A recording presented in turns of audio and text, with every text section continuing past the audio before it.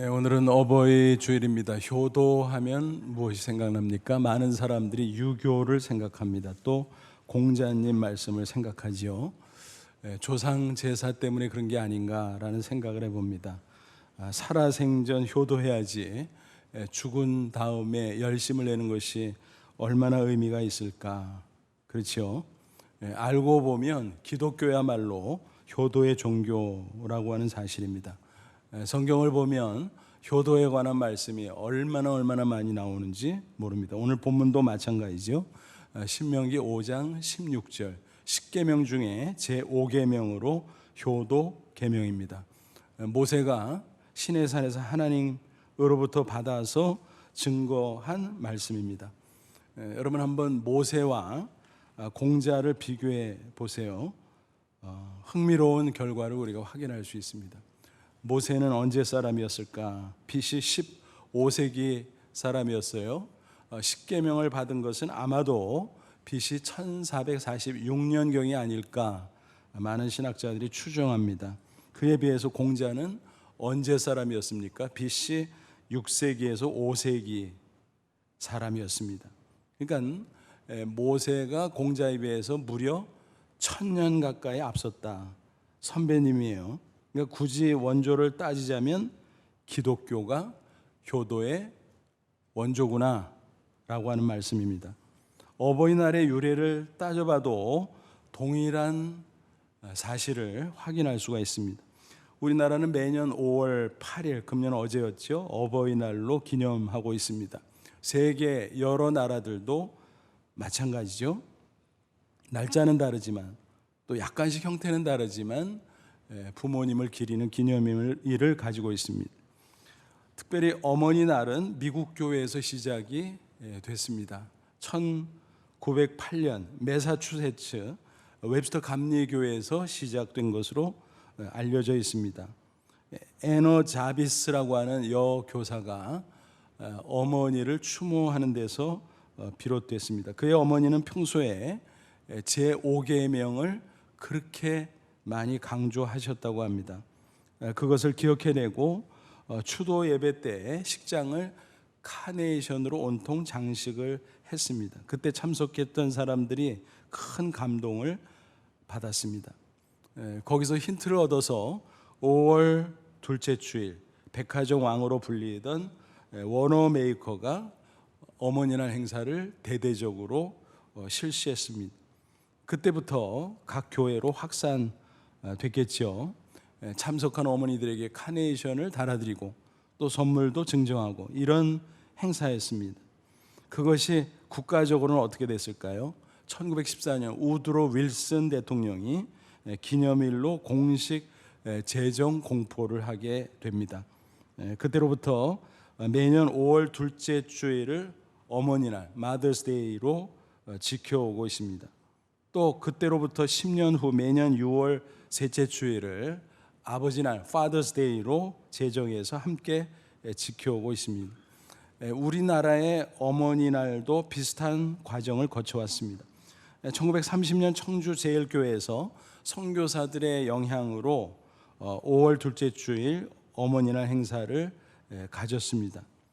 국가적으로는 이승만 대통령이 1956년 5월 둘째 주일이었던 5월 8일을 어머니날로 제정하지요.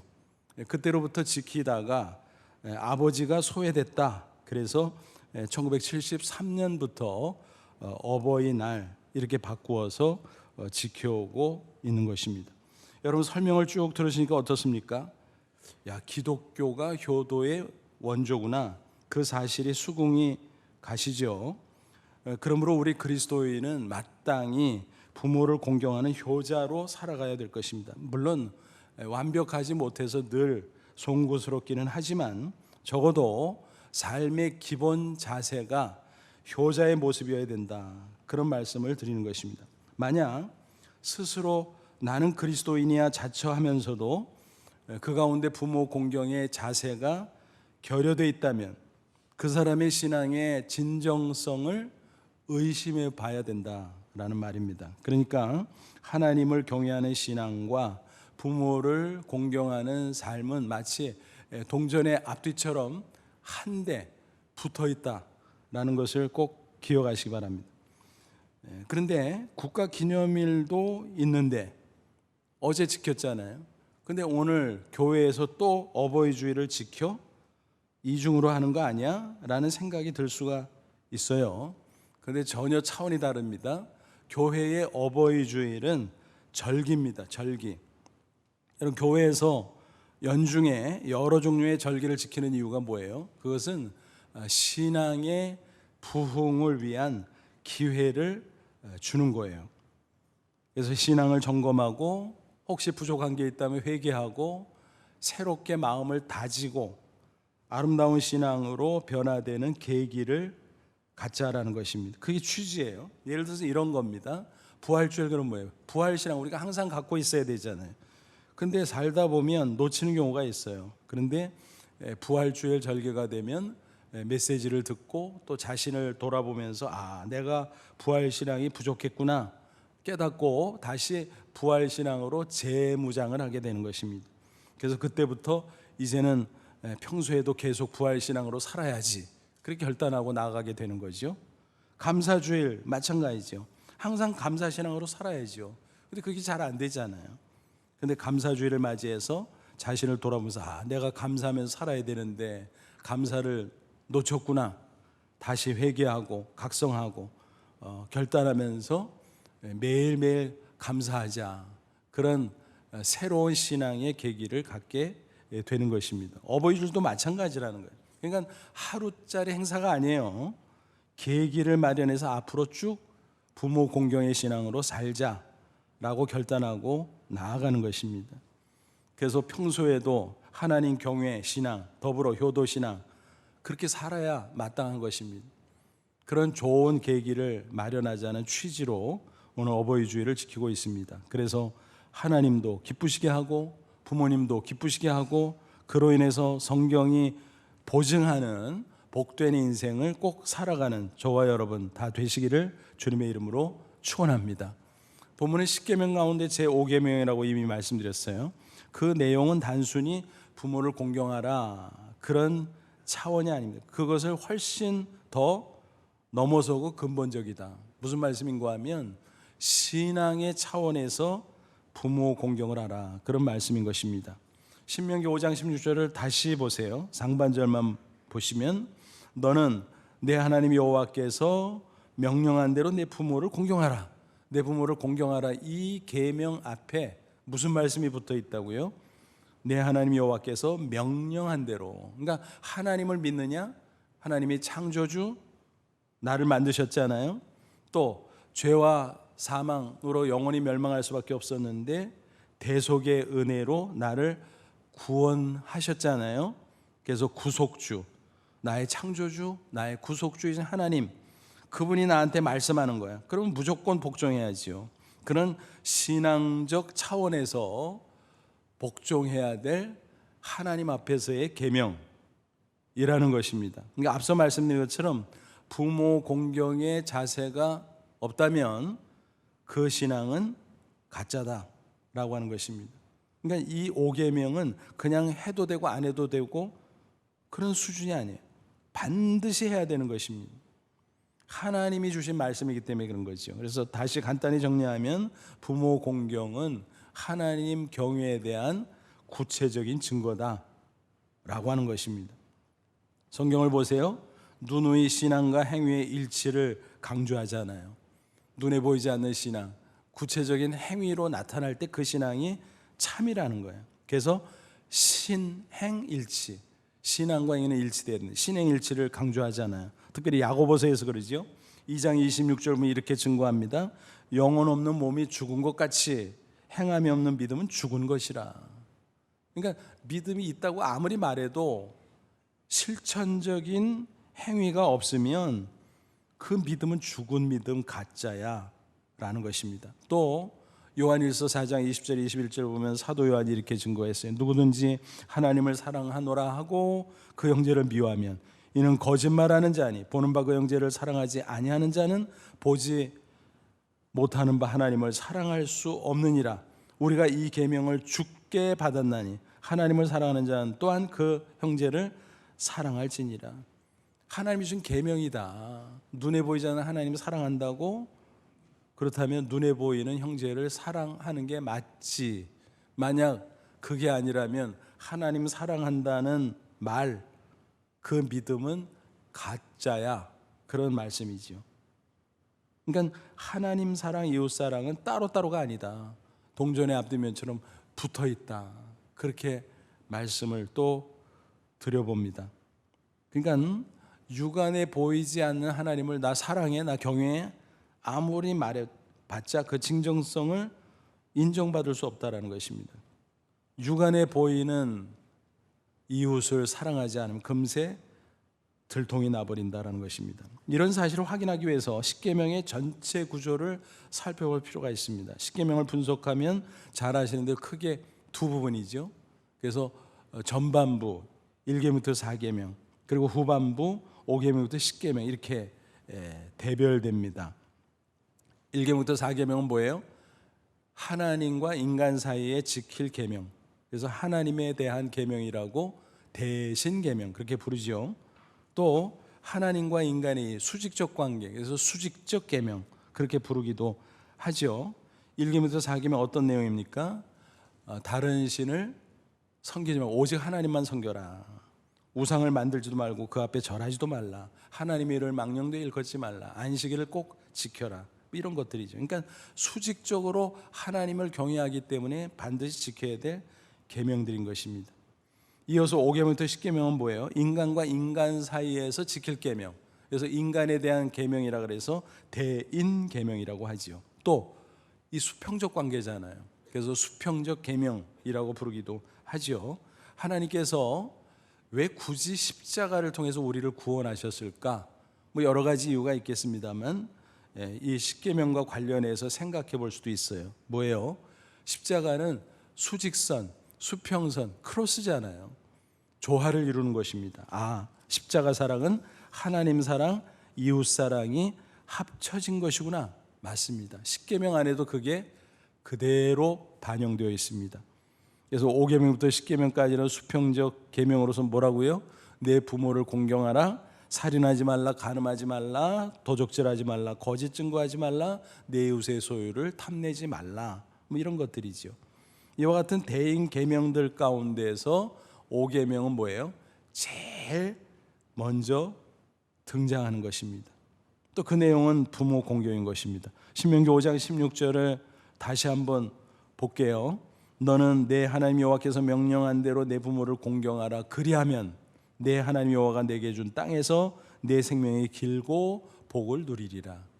여러분 십계명을 하나하나 쭉 관찰하면서 비교해 보면 이 5계명은 아주 특이하다 하는 사실을 알 수 있어요. 두 가지 면에서 특이해요. 첫째는 대인계명 가운데서 첫 번째로 나온다. 대인계명 중에서 첫 번째로 나오는구나. 첫 계명이죠. 또 하나의 특징은 뭔가 하면 약속이 붙어 있어요. 약속이 있는 계명이구나. 다른 계명들을 보면요, 그 전체를 통틀어서 약속이 있어요. 신명기 5장 10절이죠. 나를 사랑하고 내 계명을 지키는 자에게는 천대까지 은혜를 베푸느니라. 이 약속은 1계명부터 10계명까지의 전체적으로 해당되는 거예요.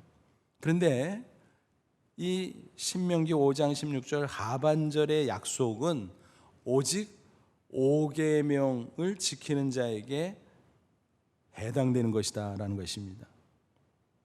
그래서 5계명을 약속 있는 계명, 첫 계명 이렇게 부르는 것입니다. 바울이 그런 용어를 사용했어요. 에베소 6장 2절 내 아버지와 어머니를 공경하라. 이것이 약속 있는 첫 계명이니. 수평적 계명에서 첫 번째 오고 또 특별한 약속이 붙어 있다. 그래서 약속 있는 첫 계명 이렇게 부른 것입니다. 그 두 가지 면을 하나씩 좀 더 구체적으로 살펴보죠. 첫 계명이라고 하는 것은 뭐예요? 제일 먼저 나오기도 하고 가장 중요하다라는 뜻입니다. 그 대인 계명 중에서. 그러니까 앞에 1부터 4까지 하나님 경외 신앙의 연장선 속에서 가장 중요하고 기본적인 계명이다라는 것입니다. 그래서 종교개혁자 마르틴 루터는 이런 말했어요. 부모는 하나님 다음으로 높여드려야 된다. 그러니까 부모 공경은 하나님 공경에 버금가는 것이다 라는 거예요. 하나님 경외, 부모 공경, 이게 거의 대등하다라는 거예요. 그 정도로 비중이 있다라는 것이죠. 또 이어지는 6계명부터 10계명까지를 선도합니다. 인간 사회에서 필요한 모든 계명들, 가정의 울타리를 넘어서 사회, 국가, 세계, 그 많은 그 질서를 위해서 계명이 필요한데, 그것에 앞서서 가장 기초적인 것이 바로 부모 공경의 계명이다라는 것입니다. 실제로 보면요, 부모를 공경하는 사람 치고 나쁜 사람이 없어요. 프랑스 작가 알프레드 미세가 이런 말을 했어요. 어머니를 사랑하는 사람 치고 마음씨가 고약한 사람은 없다. 주위를 둘러보세요. 정말 그 말이 맞죠. 부모님을 공경하는 사람 기본적으로 심성이 착합니다. 가정이나 사회에서 문제를 일으키지 않습니다. 반대로 부모를 거역하는 사람은 어때요? 거칠죠. 문제를 일으킬 가능성이 높습니다. 오늘날 현대사회에서 인륜이 무너지는 데는 다 이유가 있습니다. 부모 공경이 무너져서 그래요. 또 거슬러 올라가면 하나님 경외가 무너져서 그래요. 이게 연쇄적으로 무너지고 그래서 다 무너져서 세상이 엉망진창이고, 그 가운데 우리 인간들이 몸살을 앓고 살아가는 거 아니겠습니까? 그래서 하나님 경외, 이어서 부모 공경을 회복하는 것이 모든 질서를 회복하는 단초가 된다는 것입니다. 고려대학교 홍일식 전 총장의 이야기입니다. 그분은 효도 운동을 많이 벌이는 것으로 유명하죠. 그가 오래전에 미국을 방문했을 때 일입니다. 한식을 먹고 좀 한인 식당에 갔대요. 근데 손님이 바글바글 대는 거예요. 그래서 야, 대단하다 해서 주인에게 덕담을 건넸어요. 장사 잘 되시죠? 그런데 주인의 표정이 어두운 거예요. 그러면서 뭐라고 대답을 하는가 하면, 잘 되면 뭐예요? 퉁명스럽게 반응하는 겁니다. 그래서 이 사람이 왜 그래? 그래서 사연을 물었더니 이런 말을 하는 것이었습니다. 이틀이 멀다 하고 그 동네에 흑인 불량배들이 몰려들어서 행패를 부린다는 겁니다. 그러니까 장사해봐야 재미도 없고 너무너무 힘들다는 거예요. 받을 수도 없고. 그래서 그 말을 들은 홍 총장이 묘안을 가르쳐 주었습니다. 이렇게 한번 해보시죠. 특별한 날을 정해서 이벤트를 하세요. 그날 노 부모님을 모시고 오는 사람은 무료로 음식을 제공한다고 해보세요. 아마 변화가 있을 거요. 그런데 주인은 그 말을 듣고 시큰둥했습니다. 아니 그런다고 되겠어? 그 녀석들이 이런 식이었습니다. 그런데 수년 후 다시 그 식당을 찾아갔는데 주인이 알아보고 너무 반가워하는 겁니다. 아유 고맙습니다. 그래서 무슨 소리야 그랬더니, 그때 사실 그 말을 들으면서도 자기가 솔직히 시큰둥했다는 거예요. 그렇게 해서 되겠어? 근데 계속 행패가 반복되니까 대안도 없고 방법도 없고, 그래서 빚지는 셈 치고 한번 그렇게 해볼까? 라는 생각이 들어서 포스터를 제작하고 아무 날 오세요. 부모님 데리고 오면, 모시고 오면 음식 공짜입니다. 이런 식으로 선전을 했더니 정말 많은 흑인들이 부모님을 모시고 왔더라라고 하는 것입니다. 그러니까 가족끼리 부모님에게 드세요 그러면서 게다가 공짜니까 얼마나 푸짐하게 편하게 잘 먹었겠어요. 그러니까 분위기가 너무너무 좋아진 거예요. 그러면서 어느덧 그 불량한 흑인들이 착한 사람들이 되어갔다라는 것입니다. 행패가 없어졌겠죠. 근데 가끔 다른 동네 흑인들이 지나가다가 들러서 또 행패를 부리는 것이었습니다. 그것도 고민이었지만 괜찮았던 이유는 바로 그 동네에 변화된 흑인들이 그거를 다 물리쳐주고 식당을 보호해 주었다라고 하는 것입니다. 그래서 이제 장사할 만합니다 라고 환하게 웃으면서 감사를 표시했다라는 것입니다. 여러분 무슨 이야기일까요? 부모 공경이 기본이라는 거예요. 기본. 그래서 여기서부터 모든 게 풀린다라는 거예요. 가정의 질서가 세워지고 사회, 국가, 세계의 질서가 세워지고, 그럴 때 세상도 변화될 수 있다는 것입니다. 그러니까 부모 공경의 계명을 실천하면 나도 살고 남도 살리고 세상도 변화시킬 수 있다라는 하는 것입니다. 이렇게 좋음에도 불구하고 안타깝게 많은 사람들이 부모 공경을 소홀히 하는 것입니다. 그게 하나님으로서는 너무너무 안타까우신 거예요. 그래서 두 번째 5계명의 특징 뭐라 그랬어요? 약속이 붙어 있다 그랬죠. 하나님이 약속을 붙여주셨어요. 이 당연한 계명이지만 잘 지키라고 인센티브를 주셨다는 것입니다. 신명기 5장 16절에 그 내용이 나와 있는데 그것을 그대로 인용해서 바울이 에베소 6장 3절에 뭐라 그랬어요? 이로써 부모를 공경함으로써 내가 잘되고 땅에서 장수하리라. 무슨 얘기입니까? 두 가지의 축복을 하나님이 주시겠다고 약속하셨다는 거예요. 형통의 축복, 장수의 축복. 그렇죠? 성경을 쭉 연구해 보면, 인물 연구해 보면요, 많은 신앙의 인물들은 대개 부모를 공경했다는 사실을 우리가 확인할 수 있어요.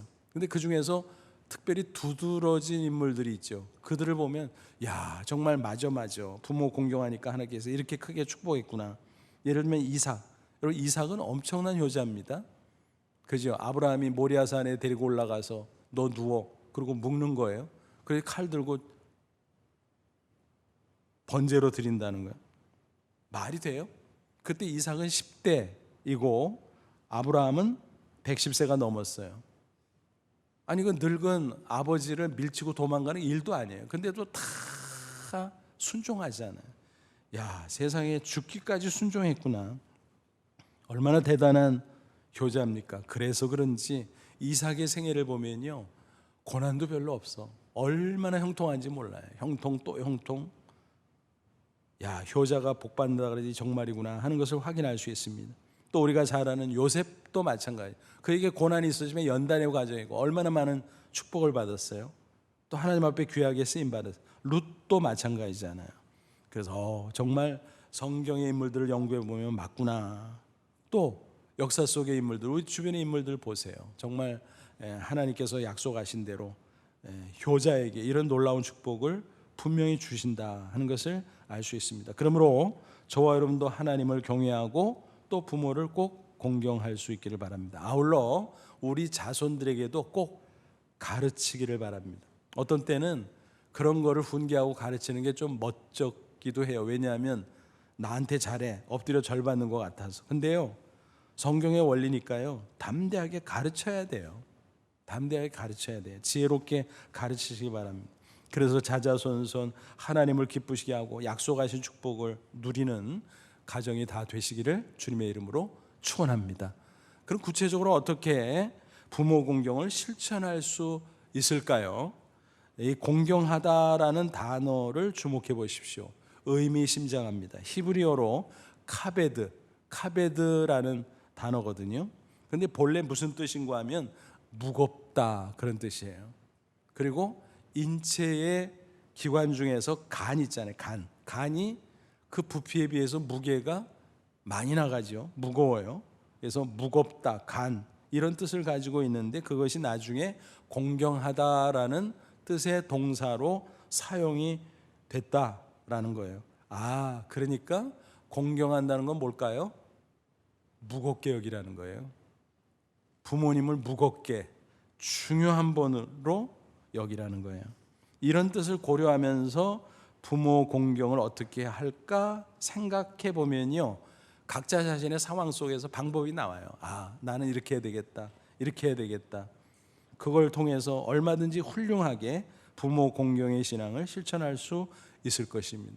여러 가지 있겠죠. 근데 그 중에서 공통적으로 중요한 것 세 가지만 나눠보죠. 첫째는 부모님을 존경해야 됩니다. 아주 어렸을 적에는 무조건 부모님을 따랐어요. 근데 조금씩 커지면서 뭐를 아는 듯이, 사실은 반쪽밖에 몰라서 그런 건데 사춘기 즈음이 되면 어때요?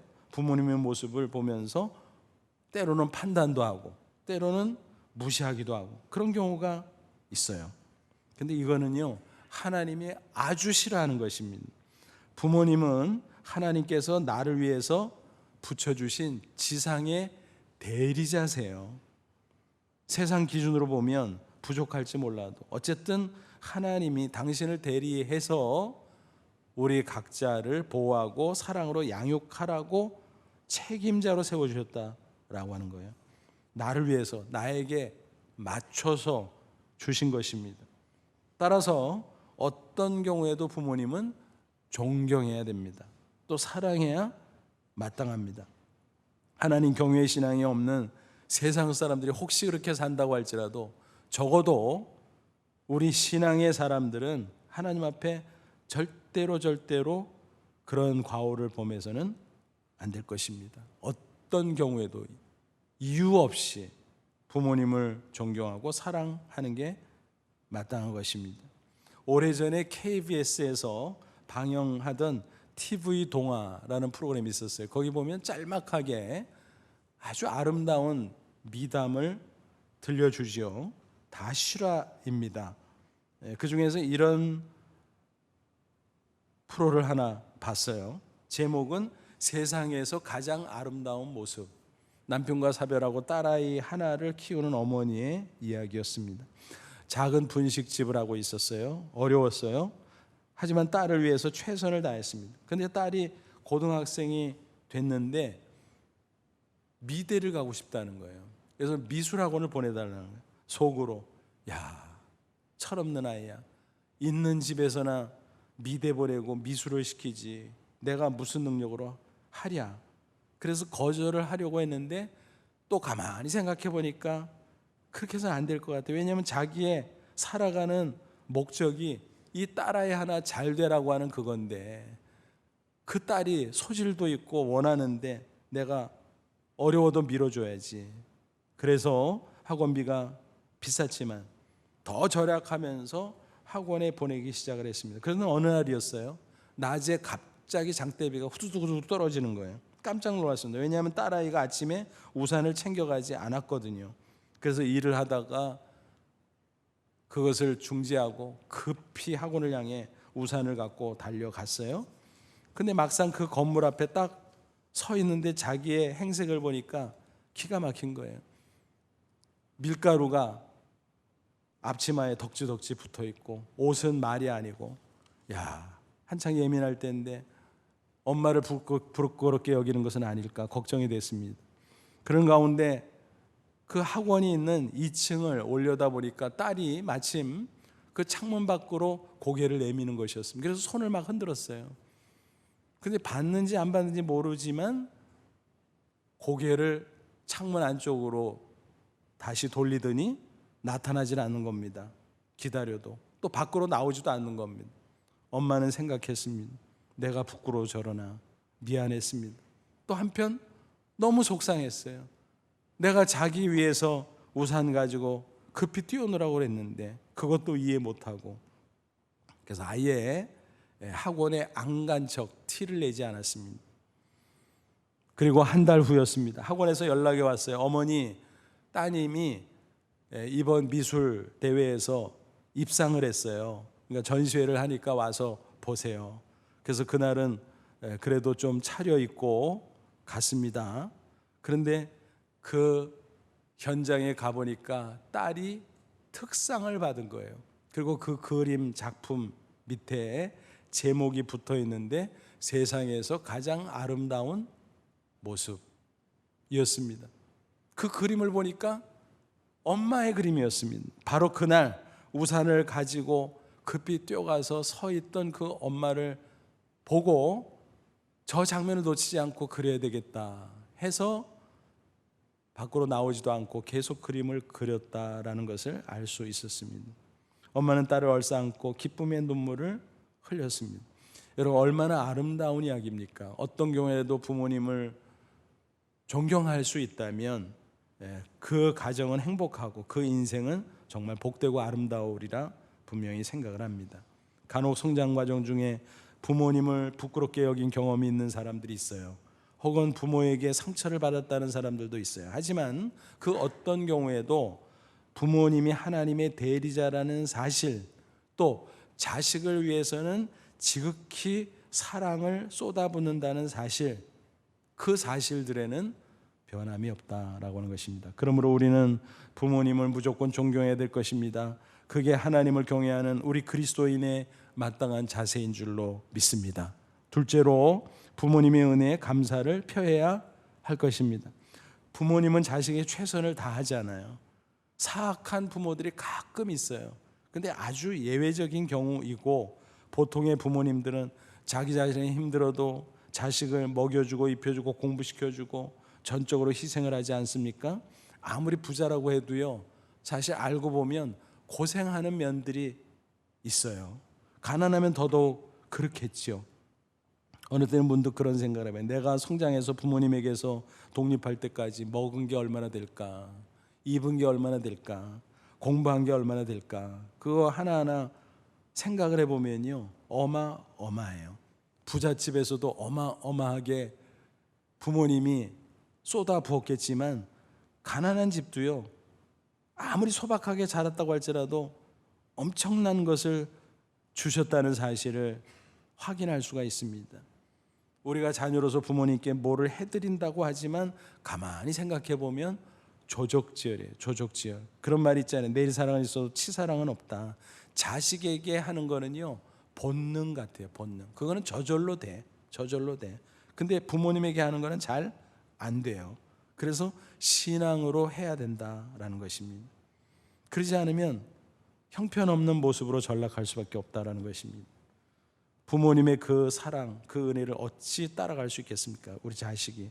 저의 경우도 어머니가 이따금 자식들이 뭐를 좀 특별히 해드리면 미안해하세요. 어떤 때는 신세지기 싫다 그래요. 그래서 아니, 신세는 무슨 신세예요? 그동안 쏟아부은 게 얼만데. 제가 뭐라 그래요? 아니, 지금까지 계속 주고 또 주고 다 쏟아줬는데, 그까짓 거 별것도 아니고 무슨 대수라 그러냐고. 대단한 것도 아니구만. 제발 좀 아끼지 말고 좀 쓰세요. 그런데 90이 넘은 어머니인데도 자식들 늘 걱정하느라고. 자식들 알아서 다 사는데도, 그리고 나이가 몇이에요 자식들도. 그게 부모라는 생각을 해봅니다.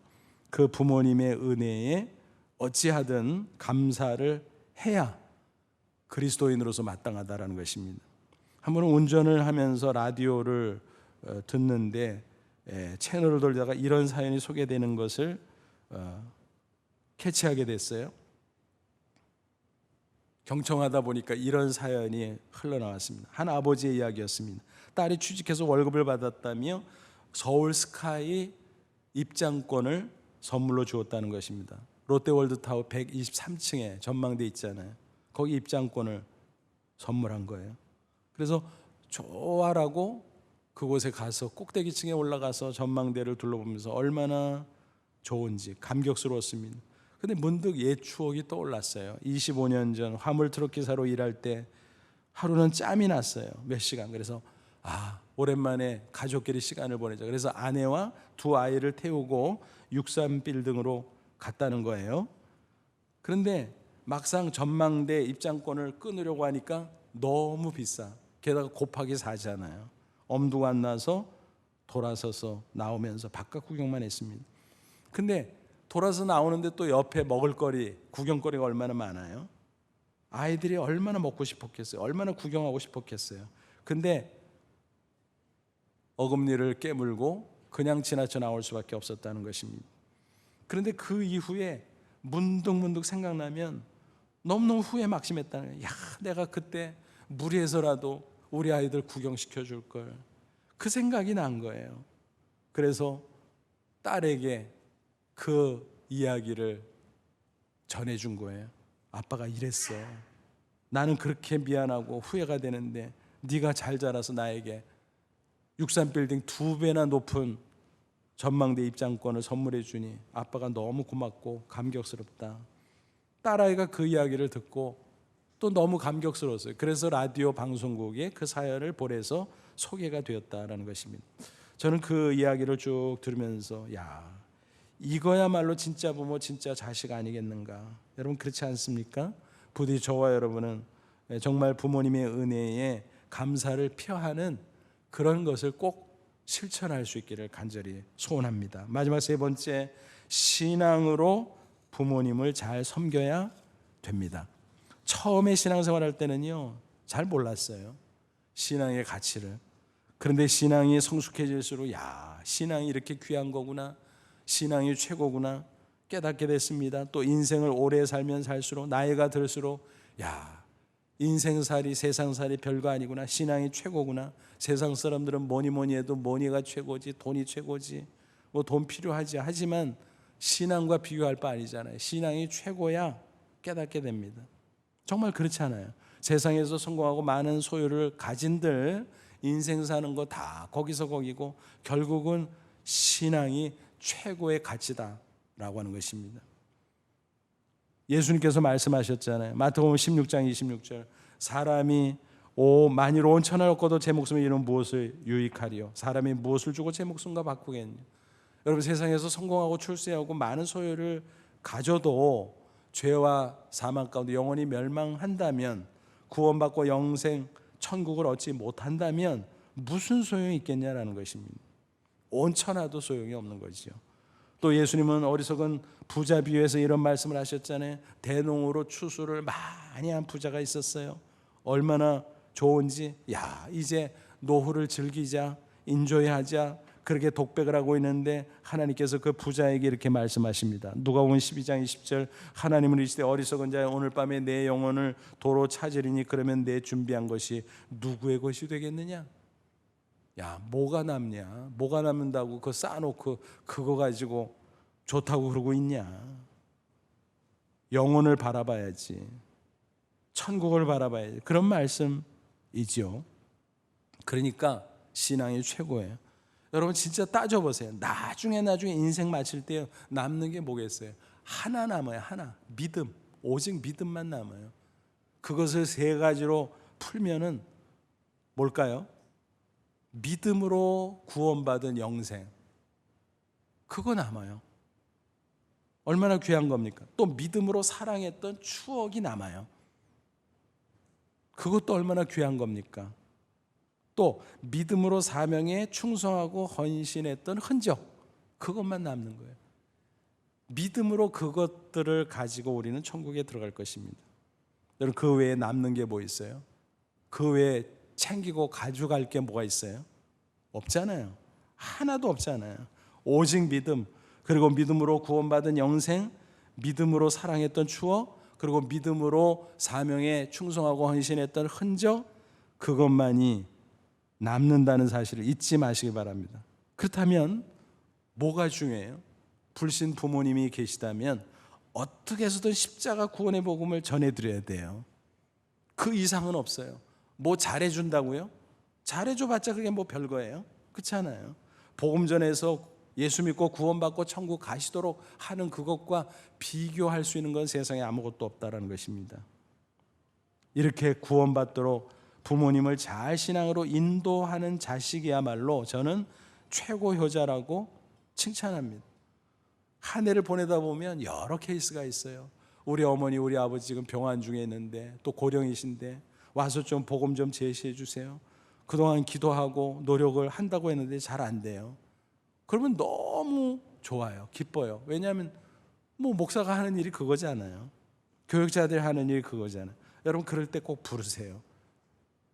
기쁜 마음으로 달려갑니다. 그리고 복음 전하면요, 뭐 10이면 10, 거의 그 부모님이 마음을 열고 예수 믿고 구원 받으세요. 왜냐하면 자식이 그런 마음 가지고 기도하고 목회자들에게 그걸 부탁하면 이미 하나님이 딱 선택한 영혼이거든요. 꼭 그렇게 할 수 있기를 바랍니다. 그래서 최고의 효자가 되기를 축복합니다. 그리고 부모님이 신앙이 좋으시다면 이렇게 하면 돼요. 그 신앙을 잘 계승하고 본받고 따라가서 신앙생활을 열심히 하면 돼요. 그게 부모님으로서는 최고의 기쁨이에요. 여러분, 세상에서 출세하고 성공한다고 기뻐할까요? 기쁘게 하죠. 근데 신앙이 빠져 있으면 그거는 기쁨이 아니에요. 근심이에요. 불안해요. 성공하고 출세하고 저렇게 뻐기고 살지만 어쩌려고 저러나, 제가 근심하는 겁니다. 걱정하는 겁니다. 그러므로 불신 부모님이 계시다면 복음 전해서 구원받고 천국 가도록 잘 인도해 드리고, 신앙이 좋은 부모님이라면 부모님의 마음을 기쁘게 해드리려고 그 신앙 본받아 열심히 신앙생활하고 그렇게 신앙으로 섬길 수 있기를 간절히 바랍니다. 여러분, 어버이 주일은 하루짜리가 아니라고 했어요. 이 어버이 주일을 지나면서 그냥 행사로 지나치는 것이 아니라 평소에 나는 어떻게 살았나? 하나님 경외했나? 그렇다면 부모 공경했나? 스스로 점검해 볼 수 있기를 바랍니다. 소홀하고 잘못한 것이 있다면 회개할 수 있기를 바랍니다. 그리고 이제 평소에 앞으로 계속 쭉 하나님 경외의 신앙과 더불어 부모 공경의 신앙을 실천할 수 있기를 바랍니다. 이게 어버이 주일 절기를 지키는 취지인 것입니다. 아무쪼록 오늘 말씀을 마음판에 꼭 새기시고 실천할 수 있기를 바랍니다. 그리고 자녀들에게도 이 신앙을 꼭 전수해 주시기를 바랍니다. 그래서 자자손손 하나님이 약속하신 축복을 누리고 승리하는 저와 여러분, 그리고 모든 가정이 되시기를 주님의 이름으로 축원합니다. 기도하겠습니다. 이 말씀 붙잡고 기도하자. 하나님, 그렇습니다. 하나님을 경외하는 하나님의 자녀로 삼아주셔서 감사합니다. 육신의 부모님을 붙여주셨는데 소홀히 하지 않게 하옵소서. 부모 공경 꼭 실천하고 자자손손 이 신앙 계승에서 하나님이 약속하신 축복을 누리며 하나님을 영화롭게 하는 저희들 되게 하옵소서.